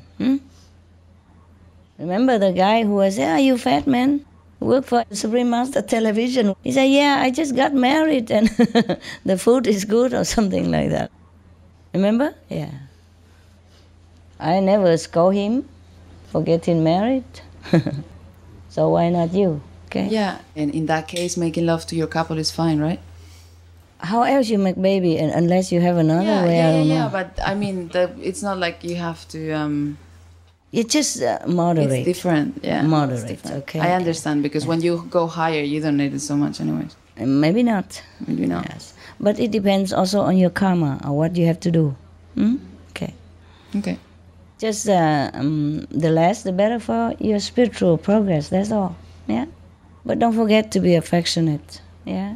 Any more? No, that's it. Thanks. It would be very difficult to forget it altogether, Partner and marriage and all that. Just do what you can. Still can go to 5th level, but I don't promise. I say possible. Yes. No, I don't have a couple, but it's something I wanted since I was a kid, and I don't know if. Okay, why not? You can see all of them. You don't need to ask me. Yeah. Anyone else? No, then the Mongolia is in. Up there? Yeah, tell me. The would-be wannabe driver. Yes, Master. I just want to continue with that question because Master haven't answered me yes or no. I'm gonna back to USA very soon, and actually tomorrow, and I can apply for visa. I did apply for visa to stay in Europe before for 1 year. Oh yeah? Yes. Didn't I say yes or no? Wasn't that clear? Honey, you stay in America. Okay, yes, thank you, Master. If God puts you there, then maybe that's where you should be. Okay? Yes, understand, Master. Uprooted, but I thank you from my heart for your offer. I know it's sincere, and I don't know. If I need you, I will tell you, okay? What's your name? Yes, my name is Nguyên. There are thousand Nguyễn everywhere. Dạ, không phải là Nguyễn, Nguyên, Phạm Nguyên. Okay. Yeah. Okay, Phạm Nguyên. That's the problem. The American, they always say, instead of Nguyễn, they say Nguyên. Instead of Dũng, they say Dong. It's funny. And then I go with the flow. So Nguyên and Nguyễn is the same. You know what I mean? Yeah. I really don't know at the moment, honey. I truly also don't know where I'm going next. This afternoon, I was in my room and thinking, oh my God, where am I going next now? But things change also so fast also. Sometimes I could not even come, remember?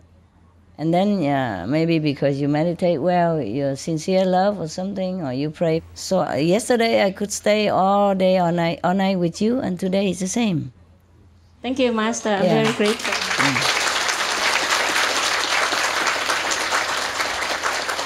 But then sometimes I feel like, okay, I could stay here also.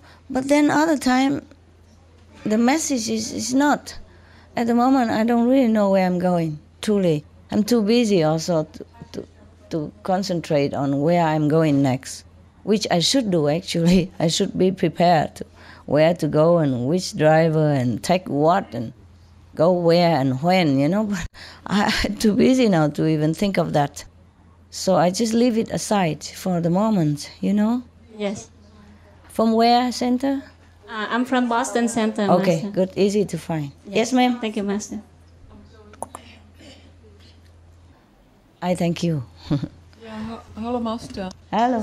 Ich komme aus Tschechischer Republik, aber ich bin verheiratet in Deutschland mit einem deutschen Mann. Jawohl. Und er hat seit 3 Jahren die kleine Methode.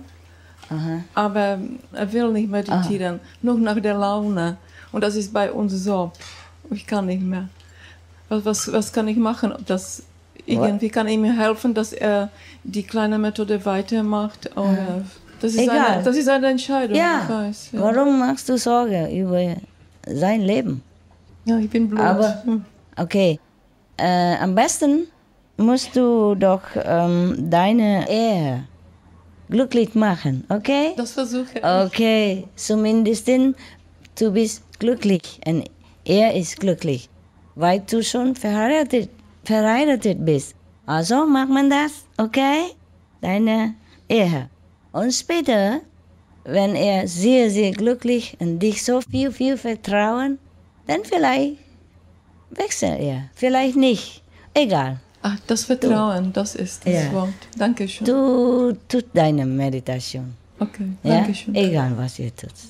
Ansonsten du machst viel mehr Sorgen.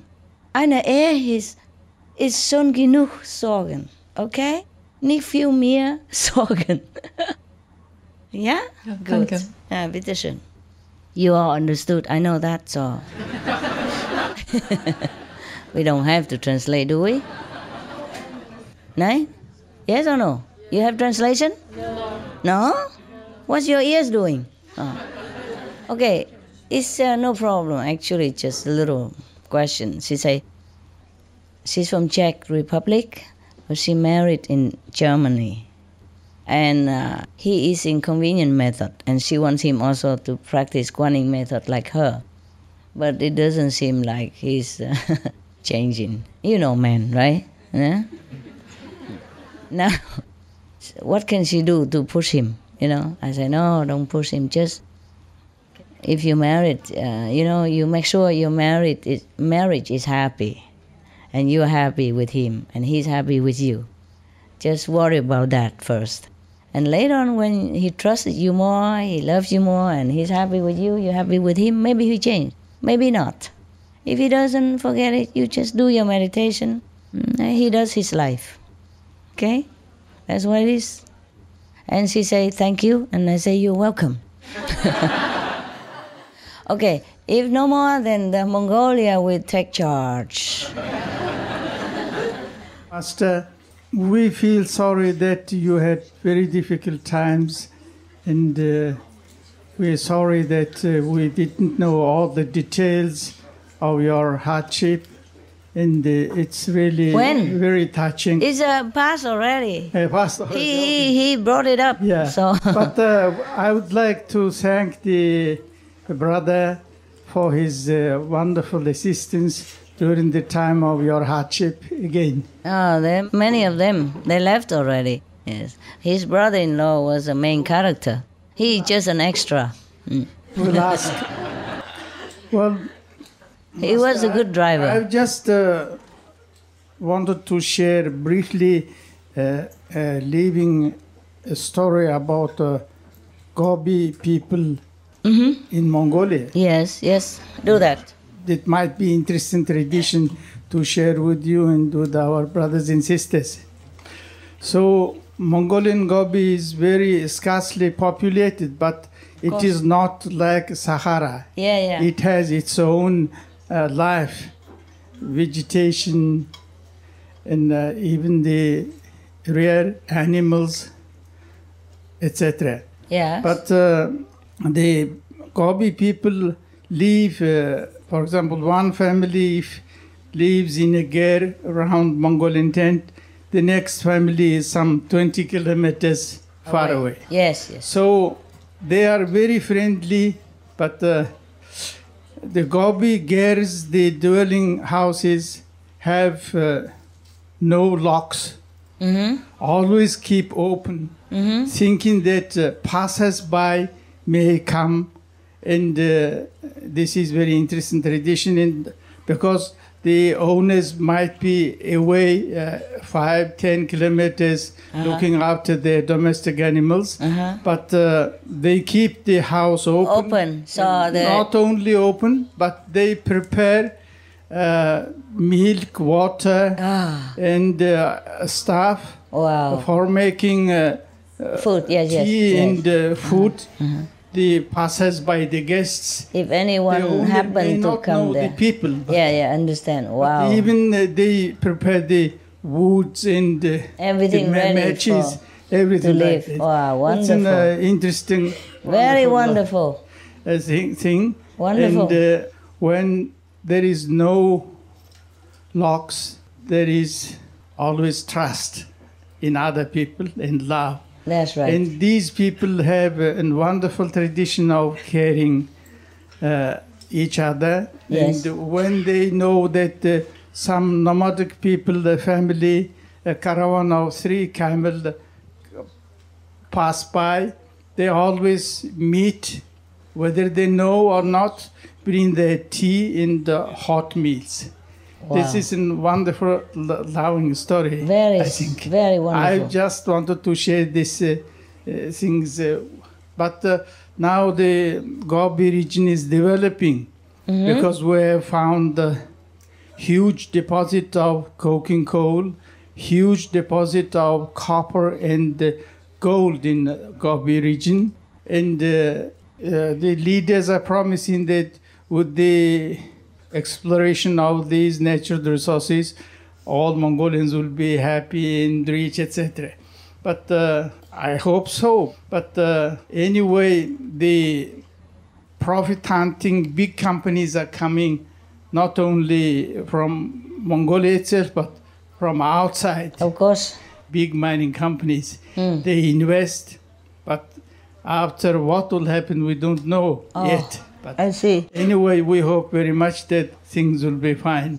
So my question is, you said about some possible dangerous events may occur in Gobi region. Dangerous holes, then is it connected with these profit-hunting business in Mongolia? Oh, but that existed before already. Before? Yes. Oh. Before the business hunting. So, thank you very much. You're welcome. So, yesterday we had a wonderful time, and today we are even more happy because our brothers and sisters have more time to converse with you. Oh, I see. Thank you. I am also glad. If I can, I would stay, of course. Yes.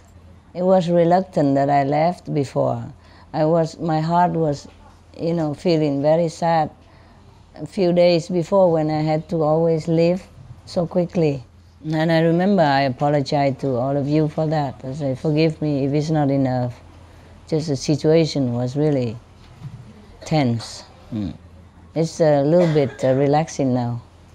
And now it's relaxing, I don't know what to do. After you all left, I don't know what to do. Because before, okay, I have a purpose, you know. Come quickly, go quickly. Then I know what I'm doing.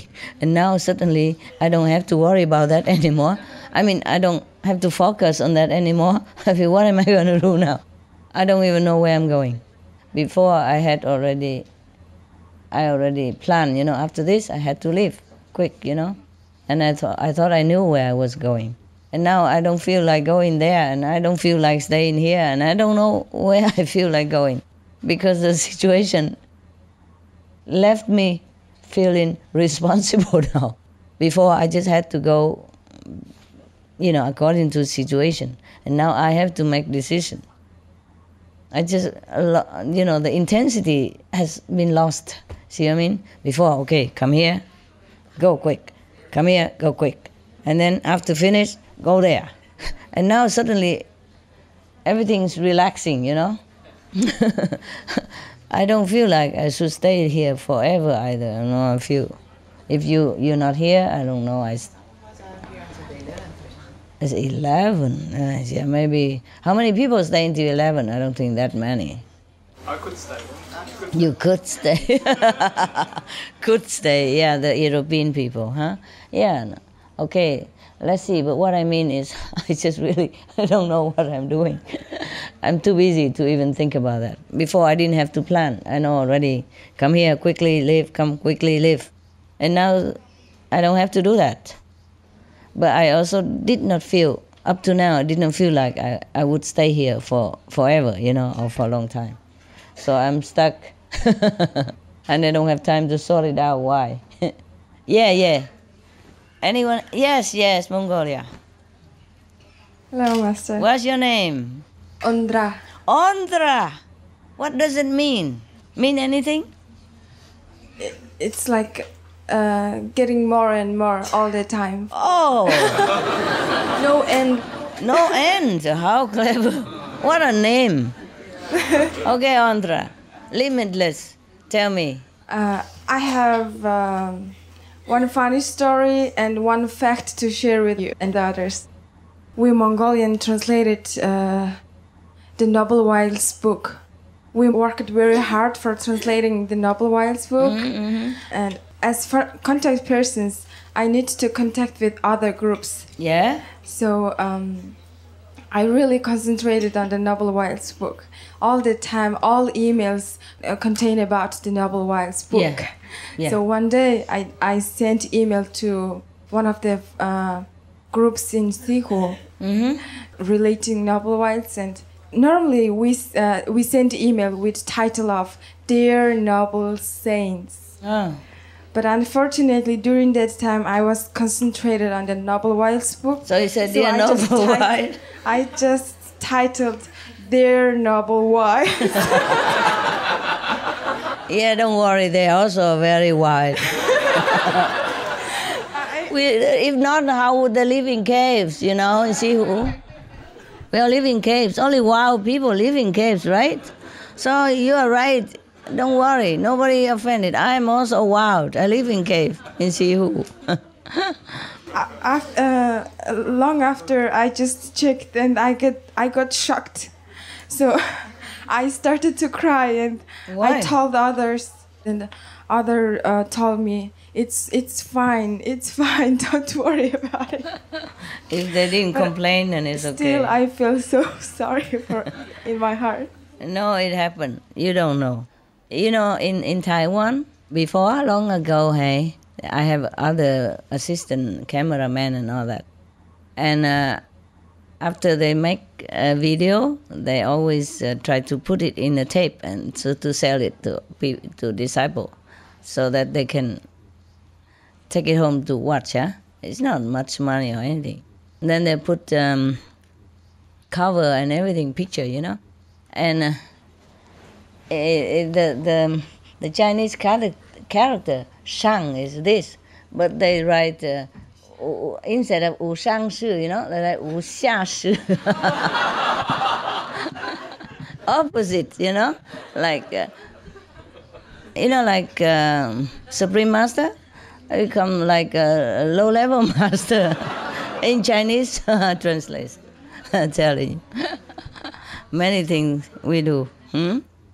I just felt, after that, I just felt, how can I call such a sense as a wild? They are wild, believe me. Told you, we live in caves. Okay, what next? Okay, next, since we have started to talk about desertification in Mongolia, yes, I would like to share one fact with all. Yeah. So, tell me.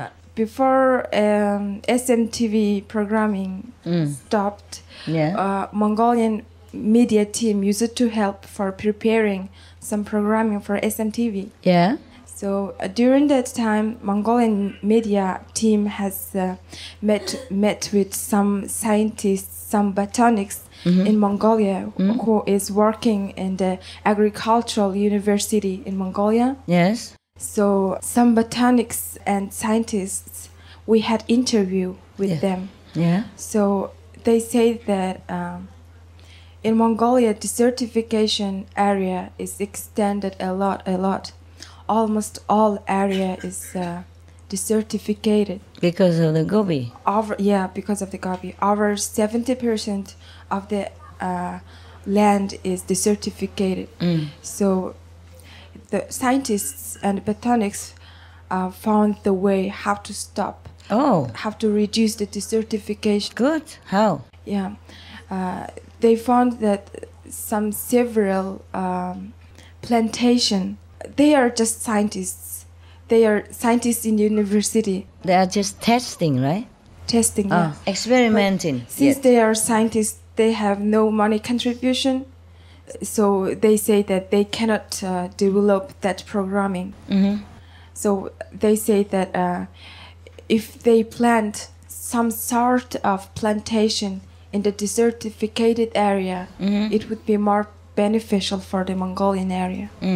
So I just thought that maybe if our association members in Mongolia and government and that university, agricultural university, maybe if we make 3 bilateral contracts for developing at the plantation in the desertification area, it would be much beneficial for us.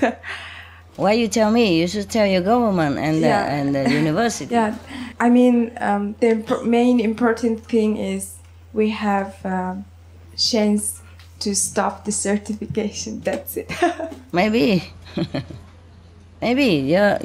your government should support it if it's really beneficial. Yeah, Master. Thank you. That's all. Thank you. Hi, Master. I just wanted to share a story. I know there's a lot of miracles happen since I got initiated, but this seems really unusual for me. Okay. Because when I used to in college, I used to be in the crew team, boat rowing. So I had to compete in this indoor rowing. Indoor, but indoor, how you watch on indoor? It's like you row in the machine and there's a big screen and small I understand. Virtual rowing. So I had to compete with this girl who has more experience than I have. So my coach and I, we were like, okay, I'm gonna lose, of course, like in that. But my coach just said try to just not to lose too far. And when the competition started, on the screen I can see how far I am behind her. And it was 28 meters apart from her. Yes. So I'm thinking okay, probably I'm losing. And I don't know what happened, and I don't know how long it took. In that moment, I was gone up, I think. I was concentrated, and then next thing I see is I'm apart only 6 meters from her. And I was like, win or not, because I kind of feel bad that I'm winning her because she's more experienced than I, and she was so confident that she's gonna win. And I was like, let me then win her. And then last 100 meters, I just won her by 2 seconds. Wow. And that period of time, I was just really concentrating, and I felt later on, I felt I accepting Master's blessings. Okay. And then I felt that you were helping me. And also at the end, you know, it is 2 kilometers race, so you usually like feel like, oh, I'm dying, like you feel really tired. But I was like, oh, I'm done. Let me go rest. And that other girl, she was like on the floor. I was like, oh my god. Surprise. Thanks, Master. Anyone else? Okay, if no one else, then we meditate. All right, guys? Yes.